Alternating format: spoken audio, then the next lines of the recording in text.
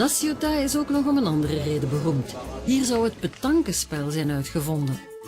Monsieur Gérard, on m'a dit que je peux participer, mais bon, je vais faire une Micheline. Vous n'avez pas de boules, c'est Non. ça?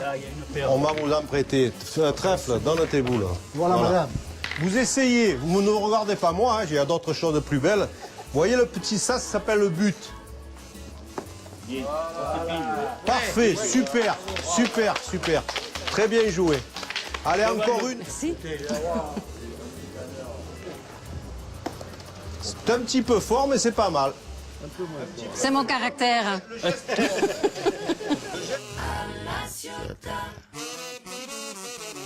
La Ciotat revendique l'invention de la pétanque. Elle le revendique à juste titre parce que jusqu'en 1907, on jouait qu'au jeu provençal dans toute la région. La pétanque n'existait pas. Le jeu provençal, on jouait pour pointer sur un pied et pour tirer, on courait sur 3 pas. Et en 1907, un monsieur qui s'appelait Jules Hugues, perclus de rhumatisme, n'a plus pu faire ses mouvements de sportif, a été obligé de jouer les pieds joints et pas très loin. Alors, les pieds joints en provençal, ça s'appelle pestanca. Pestanca, c'est devenu piétanqué, et piétanqué, c'est devenu pétanque. Et en 1910, il y a eu le premier concours, mais tout ça s'est passé ici. Celle-là, elle a mal piqué.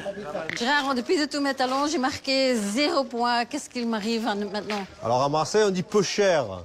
La pauvre, vous avez fait ce qu'on appelle à Marseille Fanny, c'est-à-dire vous devez embrasser Fanny, qui est une sorte de joconde, on va dire, à la Marseillaise.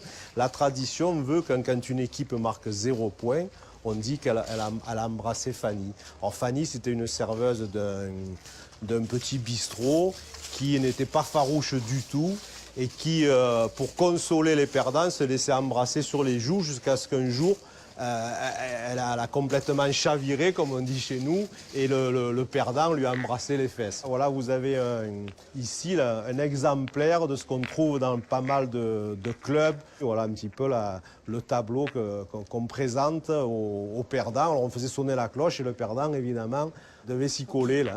Voilà.